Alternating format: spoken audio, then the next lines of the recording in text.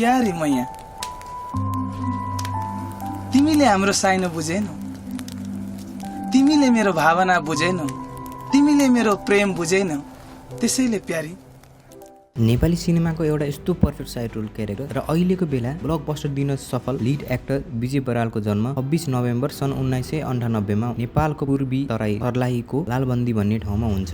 उनी सानैदेखि नै कसैको नकल गरेर होस् या ठुला ठुला नेताको क्यारिकेचर गरेर उनलाई मान्छेहरू हँसाउन खुबै मन पर्थ्यो। यसै कारणले होला विजय बराललाई एक्टिङको किडा भित्रैसम्म पुग्न पुग्छ। र स्कुलमा सरहरूले ठुलो भएर के बन्छस् भन्दा विजय बरालले म एउटा राम्रो कमेडियन बन्छु भनेर आफ्नो लक्ष्य बनाउँछन् र 12 क्लास सकिसकेपछि ऊ आफ्नो सपनाहरू लिएर काठमाडौँ सहर आउँछन्। आफ्नो मनभित्र एउटा ठुलो कलाकार बन्छु भन्ने सपना भए पनि उनलाई कमर्स पढेर ब्याङ्कको म्यानेजर बन भनेर आग्रह गरिन्छ। विजय बरालले इन्टरभ्यूमा पनि भन्ने गर्छन्, ब्याङ्कको जागिर खाएको भए अहिले म कुनै ब्याङ्कमा म्यानेजर भएर या कुनै टिचर भएर बसेको हुन्थेँ। गरेपछि एउटा ब्याङ्कमा जागिर खाइन्थ्यो होला कि त टिचर हुन्थ्यो होला।